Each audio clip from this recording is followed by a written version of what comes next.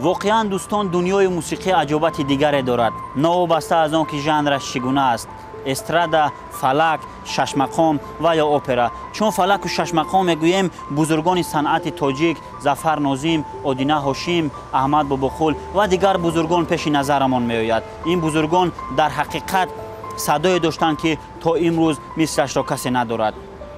امروز برنامه قدمجو را از قدمجو یک سراینده خوش سلیقه و با استعداد شروع خواهیم کرد. این هم باشد احمد باباخولوف است. احمد باباخولوف در واقع شخصی ناتکرار بود.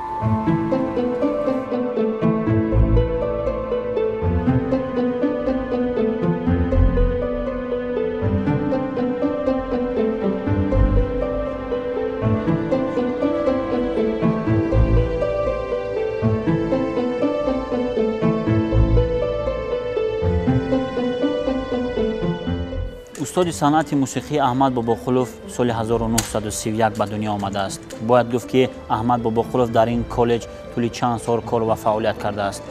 حکومت جمهوری تاجیکستان همه خدمت‌های نشان داده احمد باباخولوف را به نظر گرفته سال 2004 این کالج را به نامش گذاشتند.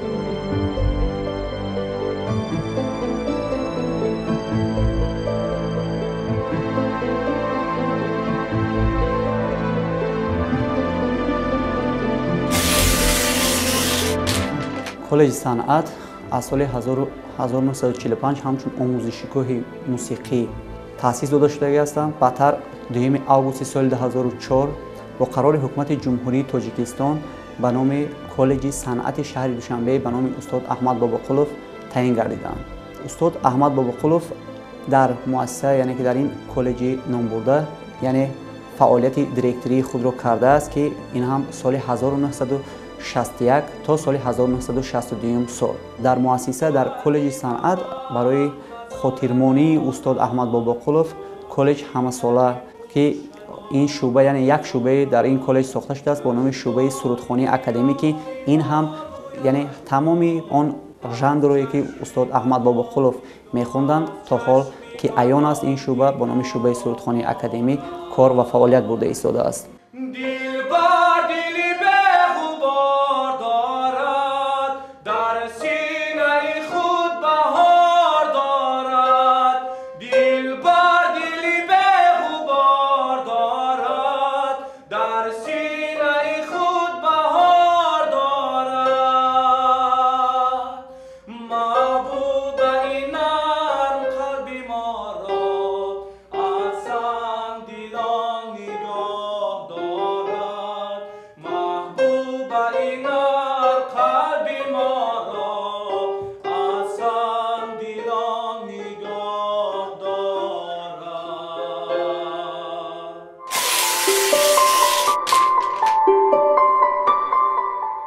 احمد باباخولوف را شاه صنعت اکادمی آوازخوان تاجیک میتوان عنوان کرد.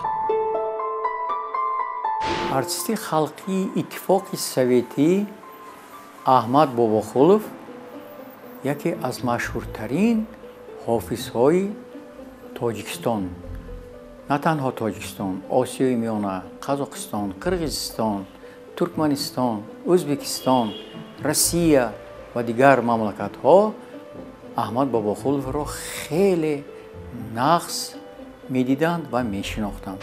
2-3 دیرکتور دیدم، لیکن در بین اینا از همه نقص موزیکانت خوب بودن، حافظ خوب بود. این اروپایی است. اروپایی معنی اروپایی که اینا وکال میگن، وکال اروپایی که ایتالیا میگن، روسیه میگن، جهان میگن. برای همین این جهانی شهر بود. بسیار از همین مکتب بسیار نقص دانش خوب داشت و جا بجا که آواز نگاه داشتن میتونست. از اکوستیک با خبر بود، از صدا با خبر بود. وکلی مکتب بلند داشت. وقتی که در زلی خوردی کنسرواتوری مسکو کاری دیپلمی احمد باباخولوف برآمده 8 اثر را خواندند. یکی اثرشون همین خیلی خواندند که رکتری کنسرواتوری مسکو الکساندر واسیلیویچ سویشنیکوف طاقت نکرده به صحنه برآمده احمد باباخولوف را به بغل گرفته گفت که برادرای عزیز من و احمد باباخولوف 6 монда мешуд, агар ман 6 мемондам, лекин 6 монда намешавад. Барои ҳаваи ман ба Аҳмад Бобоқулов 5 мондам. Бобоқулов соли 1954 консерватории Москваро тамом карда ба шаҳри Душанбе ба Тоҷикистон баргаштанд ва фаъолияти худро дар филармония ва ҳам театри опера ва балети ба номи Садриддин Айнӣ давом доданд.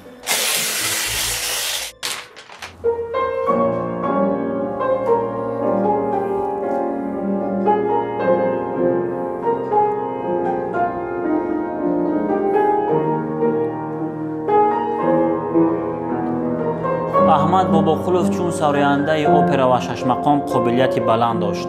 овозаш баланду беғубор ва форам садо медод. аҳмад Бобоқулов бо суруди республикаи ман маъруфи ҳамагон гашт. ӯ ин сурудро моҳирона месароид. маҳорати сурудхониаш дар талқини мероси мусиқии классикии тоҷик падидаи нотакрор буд.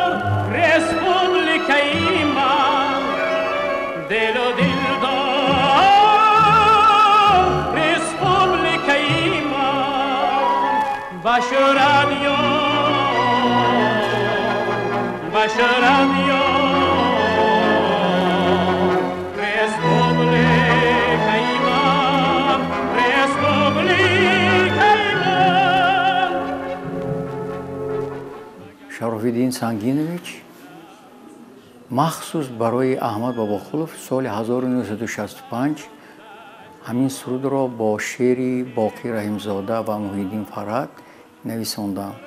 Он кас ин сурудро дар Москва, дар дворец съездов мегуфтанд он вақт,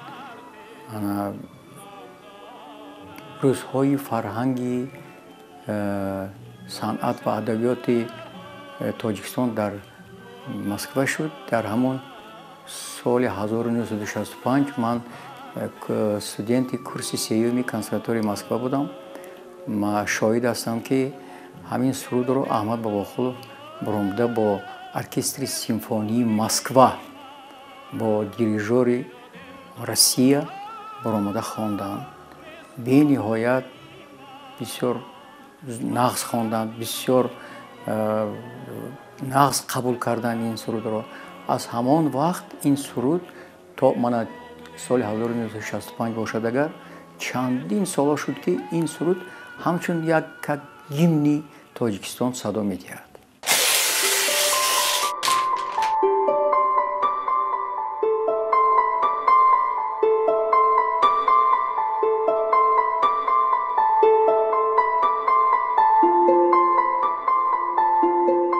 Бобоқулов бисёр як одами хоксор буданд, бениҳоят хоксор. Ягон намегуфтанд, ки ман артисти халқи Иттифоқи Советӣ, ман профессор, ман ҷоизаи премияи Рудекия гирифтагӣ. ҳамон хоксорона гап мезаданд, аз дасташон биён ҳама вақт нағзӣ мекарданд ба одамҳо ва халқ он касро бисёр дӯст медоштанд. Ба як воқеа ҳам шуда буд, ки он кас як мошини ГАЗ-21 доштанд, Волга. Як рӯз устозу шогирд рафта истода гуфтанд, ки Бурҳон биё як ба бензин гирем ба мошин. Баъд рафтем, бензинро рехтанд, баъд Бобоқулов пула дароз карданд ба ҳамон кассире, ки бензин мефурӯхт, доданд, ки бензинфурӯш гуфт, ки усто Аҳмад Бобоқулович, мо аз шумо пул намегирем. Барои чӣ? Барои чӣ намегирӣ? Барои ин ки шумо ба мо, ба халқ, ба мо маъқул ҳастед. ин хел ҳофизҳо ҳар рӯз модараш намезояд. همین گپایم گفتن. من شاهد همین کارا بودم. اون چیزی که من از استاد خودم احمد باباخل گرفتگی باشم اگر با شاگردای خودم یاد تیم در آینده، برای آنکه همین مکتب باید دوام داده باشد، چون این مکتب باید که گم نشود. شاگردای ما باید که همیشه نقش خوانند و حافظای نقش شوند و رشد نومی صنعت تاجیکستان را بردارند. ما دوستداران صنعت موسیقی الکای احمد باباخلوف را با سرودهای دلنشینش در دیده و دل جای نمودیم. شادروان سال 1990 از دنیا درگذشت. باید گفت که زمزمه سرودهایش تا به امروز از خاطر نمی رود. همین است که این صدا و این سرود تا به حال طنین انداز است. درخشان شد